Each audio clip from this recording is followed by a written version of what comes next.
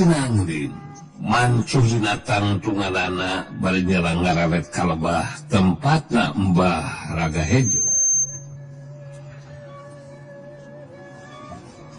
Kosararetan ke jaka Sinangling geus bisa nebak eta jago kolote mibanda tahapan acen pangarti dina tahapan anu pinunjul.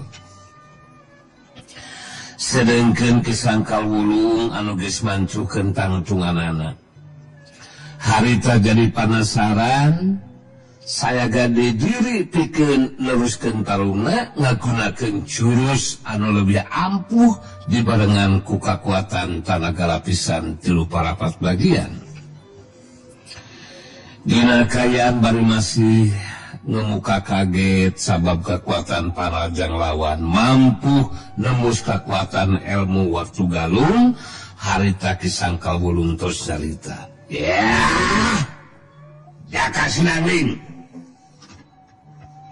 si lain tadi bisa ngasupkeun panarajang saukur kabeneran sakedeung digelar dewek anu bakal ngasupkeun panarajang ku jelawan deui sia.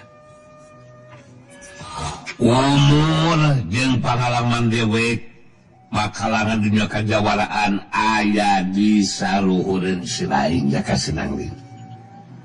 Anu matak dina jurus saterusna dewek anu ngasupkeun panarajang sia. Jaka Sinangling sikapna tetap tenang tapi tanes dina caritanana. Di antara urang duaan dina luang Sungai Tarung boga kesempatan anu sarua pikeun ngasupkeun panarajang ka Jelawan.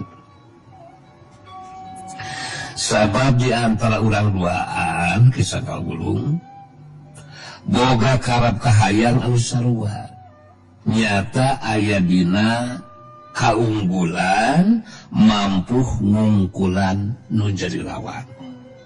Yeah! Anu matak ayeuna waktuna dewek narajang deui tadas sia kurajar.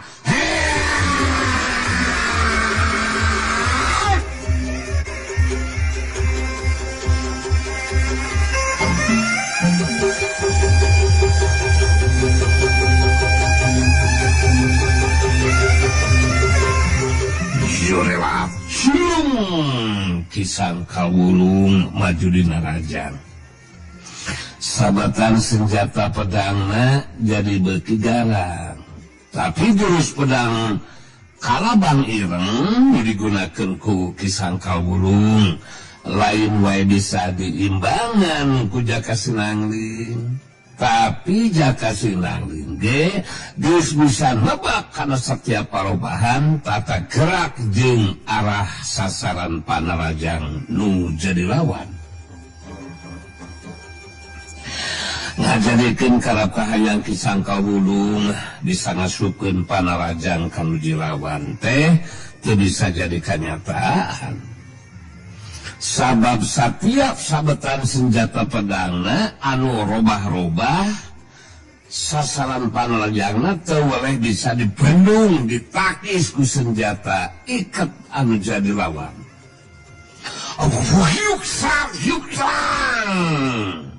Dina hiji kasempatan harita kisangkal wulung kapalinya bergerak liwe gese waktu sababaraha detik tisanggeusna nakis pedang lawan harita jaka Sinangling ngasupkeun pajonganana kana kekempong lawan sakyuk geus disusul ku panarajang leungeun kenca anu ngahantam kana dada.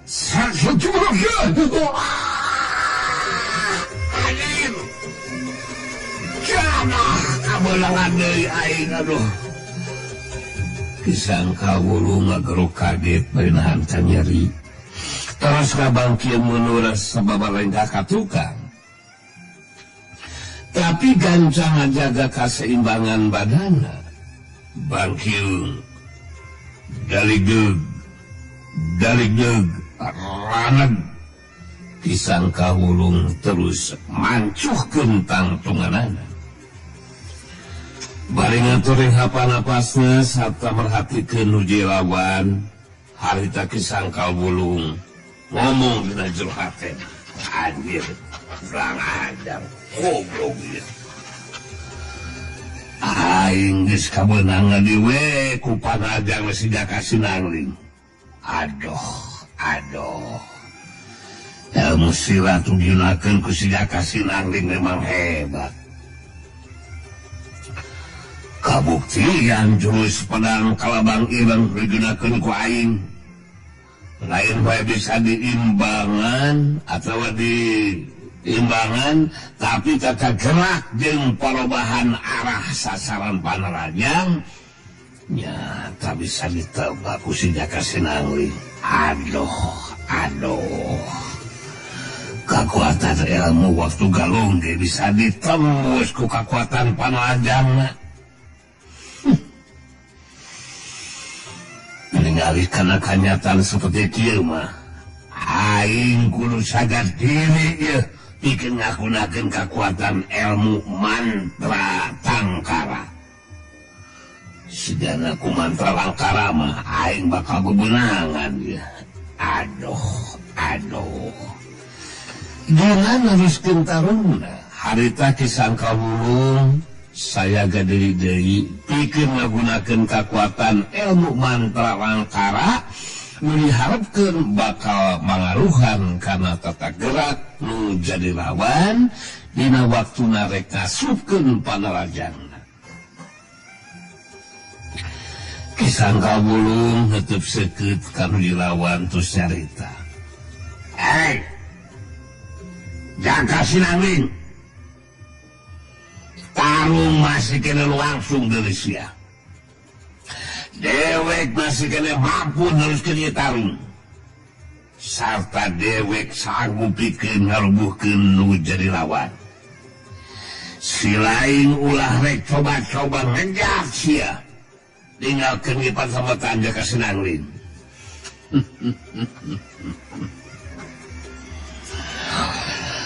Kuring moal rek ngejar tinggalkeun lawan di Sangkawulung. Sabab kuring geus nekadkeun dina hate. Mun tapikeun kadina seuhna kuring kasoran eleh jajaten, taya bayana keur kuring mah. Sabab eta mangrupa bagian tina lumakuna ieu tarung anu kena lumangsung.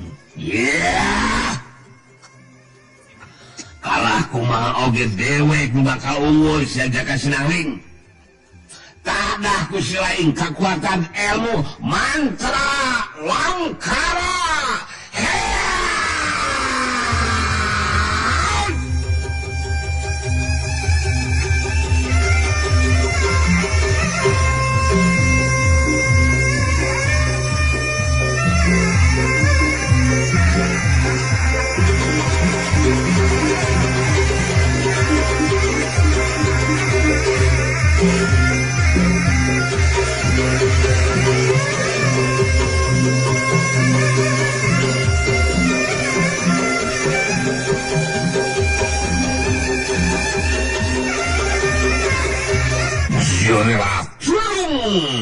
Kisangka wulung maju di narajang.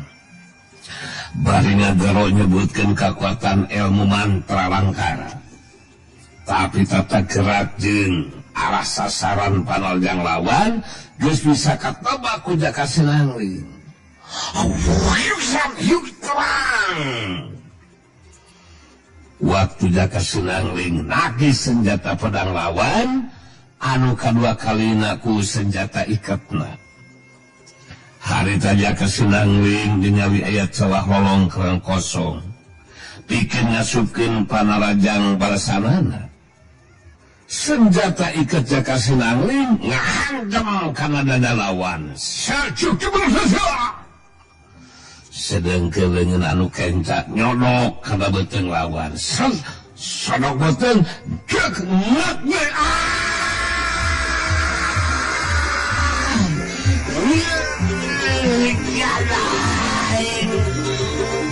pulang dari air Kisangka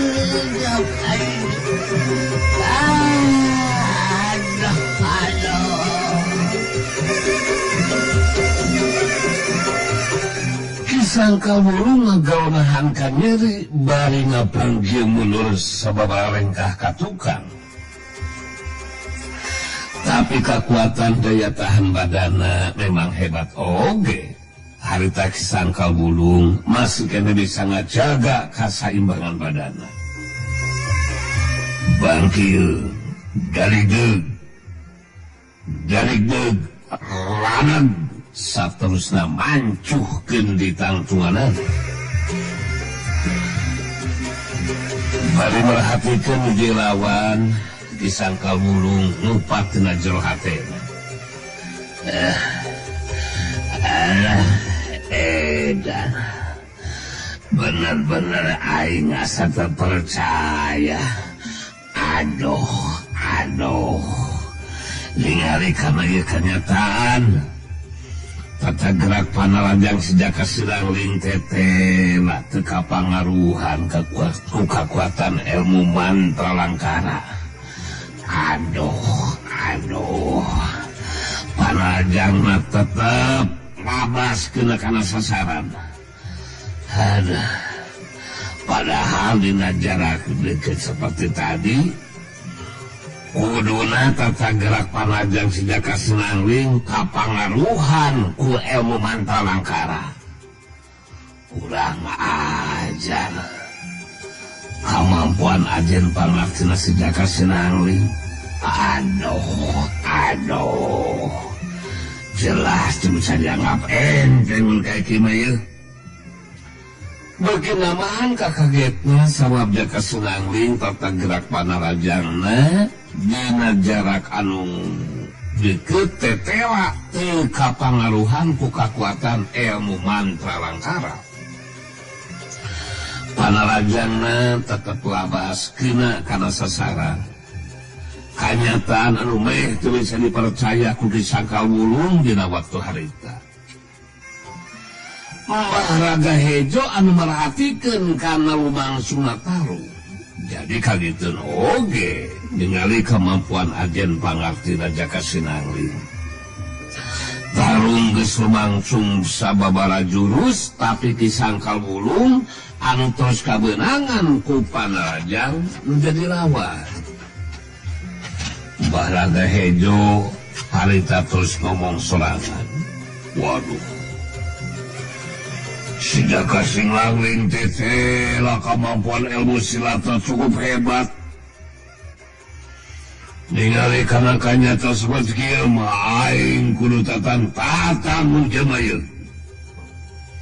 Mun tapikeun ka si Wulung eleh jajaten dilumbuhkeun ku ka Sinangling, aing kudu maju pikeun ngayunanana. Sedangkan Kisangka Wulung sanajan geus nyaho kekuatan tenaga lapisan nu jadi lawan teu kapangaruhan ku kekuatan ilmu mantra langkara. Tapi Kisangka Wulung masih keneh penasaran. Harita nangtukeun sikapna pikeun ngagunakeun kekuatan Panarajang anu sapinunna. Nyata jurus pamungkas pedang Kalabang Ireng dibarengan ku kekuatan tenaga lapisan sapinunna. Kisangka Wulung bari ngabangun pasangan dina jurus pamungkasna. Musirkeun paneutepna ka jaka Sinangling terus nyarita. Si lain montong waka ngarasa geus unggul sia kurang ajar jaka Sinangling. Dewek masih kene mampu deuleunuskeun di tarung. Ku dewek bakal dipastikeun sahan bakal unggul di ieu tarung. Kalah kumaha oge dewek anu bakal unggul mah jaka Sinangling. Tong loba ngomong mun kalep andika memang kitu kaya bayana Kisangka Wulung. Kuring geus saga diri pikeun ngayunan Panarajang nu dilawan. Sok katrukeun sagala rupa pangabisa, kaluarkeun sagala ilmu dipiboga. Jaka Sinangling bisa ngarti nuju lawan teh bakal ngagunakeun jurus pamungkasna dibarengan ku kakuatan tenaga lapisan sapinuhna. Jaka Sinangling sagede diri pikeun ngagunakeun kakuatan tenaga lapisan sapinuhna. Ki Sangkal Wulung majuna rajang bari ngagero. Sia Jaka Sinangling kurang ajang roboh sia jurus pamungkas Padang Kalabang Ireng.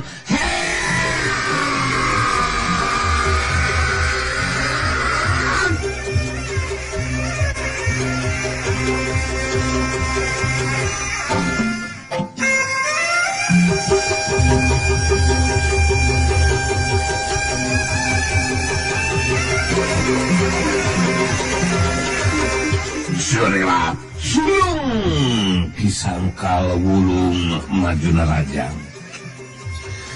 Jaka Sinangling nimbangan panrajang lawan. 2 kali sabatan pedang lawan ditakis ku senjata ikatna. Terang. Waktu rekna rajang anu katulu kalina Jaka Sinangling justru mereka kesempatan deui kanuju lawan. Harita ngagajreng ka belah katuhun badan lawan. Dari suku katuhuna najong kana suku katuh lawan. Suku bergas. Ngajadikeun pedangna lepas tina sekalanana. Meh bareng jeung lagragna pedang kana tanah. Harita senjata ikat Jaka Sinangling ngahantam kana dada lawan. Sakyuk keberodas disusul kelengen kencanu ngahantam ke kempong lawan. Sakyuk kegaya jada aing ngomong kaya gede.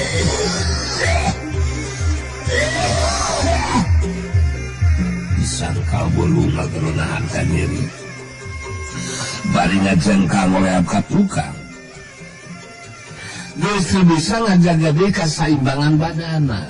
Jengkang koleab kebut rubuh ngababangkang.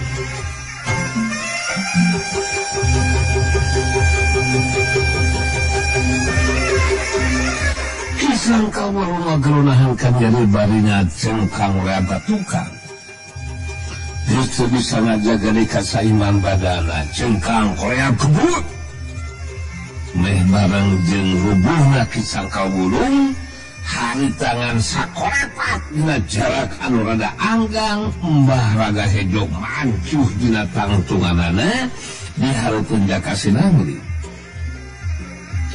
Sorot panon Mbah Raga Hejo bangun anu tamus karena ada jantung.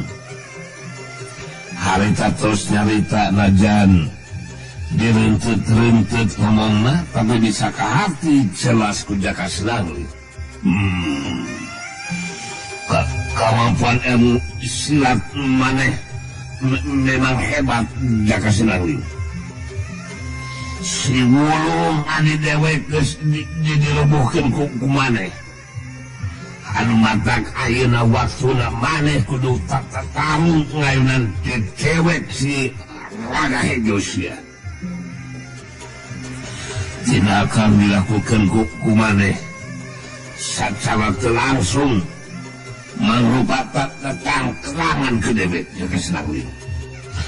Anu mataku dewek bakal dibuktikan kemampuan Acen pangasih cewek anu bakal mampu ngungkulan Acen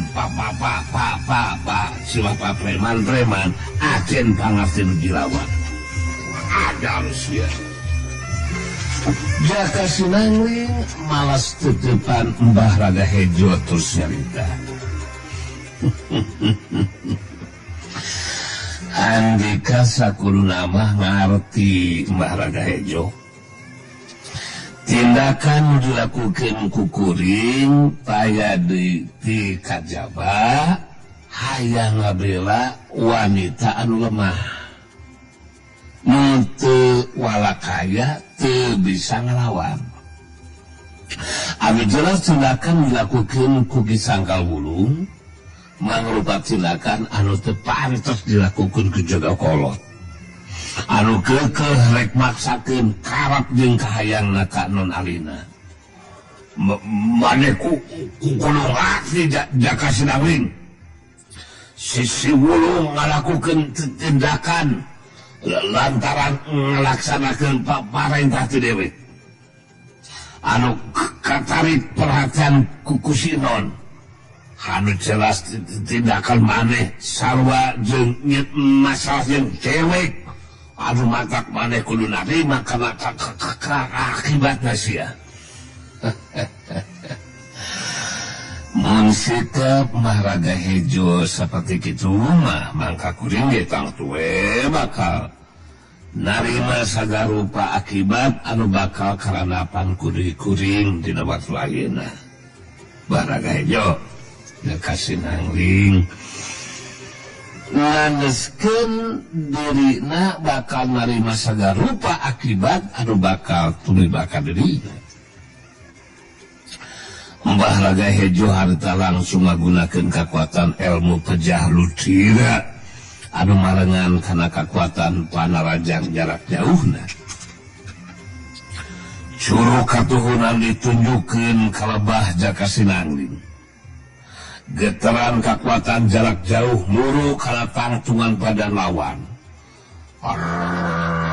Hush! Jaka Sinangling dimpangan kekuatan panarajang jarak jauh anu jadi lawan. Harita mindakeun senjata ikatna dicakal ku leungeun kencana. Saterusna ngagerakeun leungeun katuhuna. Getaran kekuatan anu kaluar tina leungeun katuhuna mapa getaran kekuatan nu jadi lawan. Hush, wah, hush, bedak, bantrokan dua getaran kekuatan nimbulkeun soraan wah bedak. Maharaga Hejo kerung rada kageteun oge sabab nu jadi lawan mampu nimbangan getaran kekuatan panarajang jarak jauhna. Maharaga Hejo panasaran nyirangkeun sapasang leungeunna di hareupeun dadana. Saterusna sapasang leungeunna digerakkeun. Wah, wush. Dua getaran kekuatan muru deui kana tangtungan badan Jaka Sinangling. Dan Jaka Sinangling jalapkeun heula senjata ikatna kana cangkeng belah kencana. Saterusna sapasang leungeunna ngalakukeun gerakan di tempat. Geus kitu sapasang leungeunna didorongkeun ka hareup.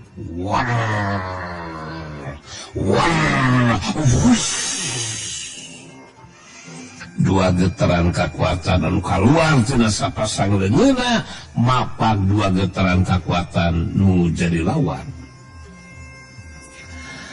Bantrokan getaran kekuatan lumangsung deui nimbulkeun sora anu ngabeledak dua kali. Mbah Raga Hejo ngajarijeg sukuna mundur salengka.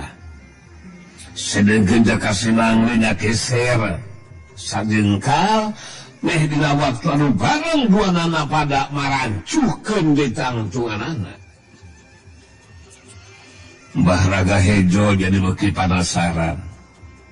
Harita sukuna atau suku katuhuna nenyelang kana taneuh.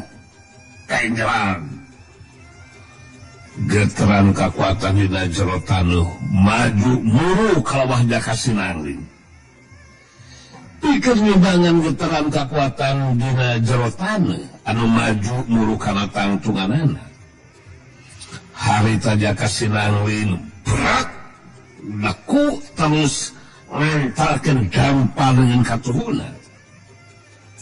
Musirkeun kekuatan tenaga lapisan sapinuhna kana dampal dengan katuhuna anu diantelkeun kana taneuh.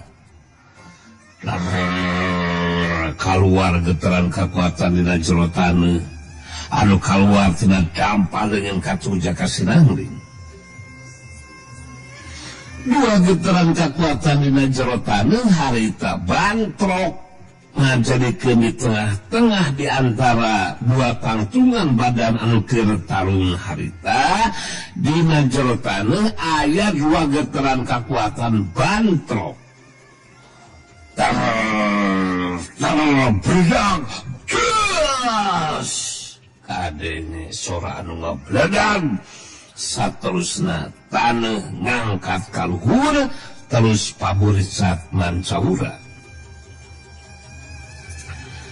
Mbah Raga Hejo karung bari ngahulang kanyataan anu meh teu bisa dipercaya ku dirina.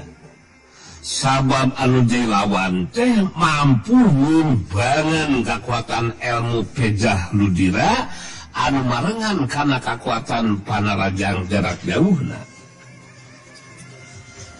Mbah Raga Hejo bisa ngerti nu jadi lawan mampu ngimbangan kekuatan ilmu pejah ludira anu marengan karena kekuatan panarajang jarak jauhna. Harita Mbah Raga Hejo nangtukeun sikapna pikeun ngalakukeun tarung dina jarak deukeut bari ngagunakeun kekuatan ilmu sirna kalingga. Ku cara kitu bakal loba kasempatan pikeun dirina nibangkeun kekuatan panajang secara langsung kana anggota badan nu jadi lawan.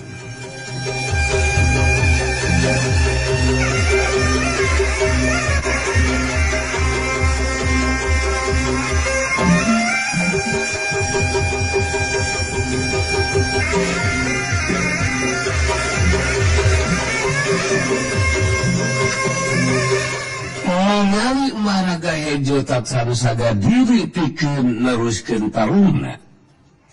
Harita jaka sinangling mere pandangan kanu dilawan harita terus carita. Mbah Raga Hejo sekuring mah ieu tarung leuwih hade teu kudu diteruskeun lah. Sabab kuring ngarti dina masalah awe mah Mbah bakal bisa menangkin anu bisa garupana cilatan ti non alina ente saukura tukuh kanon alina anu kaharti kukuring mah dilakukeun ku Mbah Raga Hejo lantaran dubasar karena pengaruh nafsu demi harga diri anu mata kuring anu memang teboga tekad hayang landasa kasasama jadi boga pamikiran kuring teu ngarasa kaberatan mun kudu ngaku karena kaunggulan dilawan ngantang tuwe non alina mah geus teu kudu make hayang dibawa sagarupa kitu ari cekuring mah Mbah Raga Hejo. Mbah Raga Hejo muralem beuki kahudang we amarahna harita terus nyarita. Maneh montong ngomong kamala karap da kasinangling. Tarung anu lumangsung moal bisa dieureunkeun. Bakal dieureunkeun mah mun kayaan maneh geus kalungsa jadi banusan hartina maneh bisana binasa ku dewek panas ya omong wae sia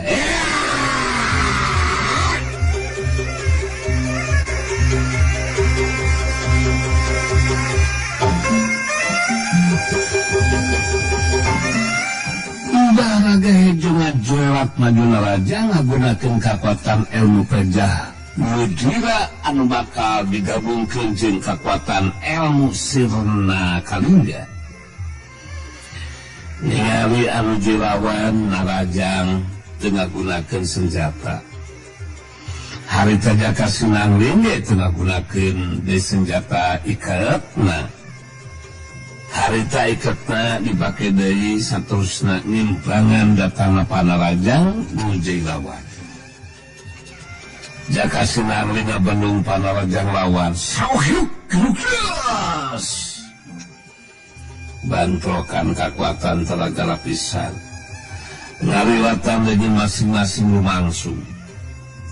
Balukar tina bantrokan buanana pada ngadalik mundur ka tukang. Tapi Jaka Sinangling langsung ngagentak loncat terus ngalakukeun Panarajang balasan gajreng hiuk plos. Tapi sameme Panarajangna keuna kana sasaran, harita cirim Mbah Ragahejo ngios leungit. Jaka Sinangling kageteun lantaran leungiteun nuju lawan. Dina kayaan cirimna anu teu katingali, harita Mbah Ragahejo dibankeun Panarajangna ti beunah katuhun badan lawan. Panarajangna ngahantem kana cariham katu lawan. Jaka Sinangling ngagero kaget bari nahankan nyeri terus ngadaligeg mundur sabarengkah ka tukang. Mbah Ragahejo nembungkeun jerimna bari ngumbar ka sukahatena. Bapak maneh geus teu bisa nyingkahan datangna Panarajang dilawan sia di Jaka Sinangling.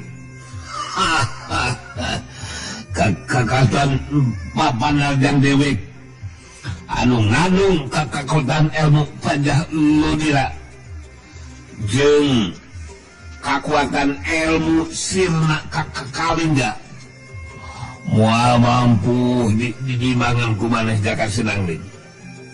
Sakumaha nu karanaban ku maneh geus teu bisa ngapendung jeung nyingkahan Panarajang nu dilawan. Baru merhatikeun nu dilawan, Jaka Sinangling ngomong dina jero hatena. Aduh. Kekuatan ilmu sirna kalingga anu digunakeun ku Mbah Ragahejo memang teu gampang pikeun diimbanganana. Satiap lawan ngalakukeun Panarajang, jirimna nyeles leungit teuing ka mana. Saterusna dina kayaan tingali jirimna manehna nibatkeun Panarajang. Teu matak aneh. Mun aing bisa kabeunangan ku Panarajangna. Rada bingung oge ya. Kudu ngagunakeun cara kumaha ge sangkan teu kabeunangan deui ku Panarajang nu dilawan. Jaka Sinangling jadi naraho dina jero hatena sabab harita oge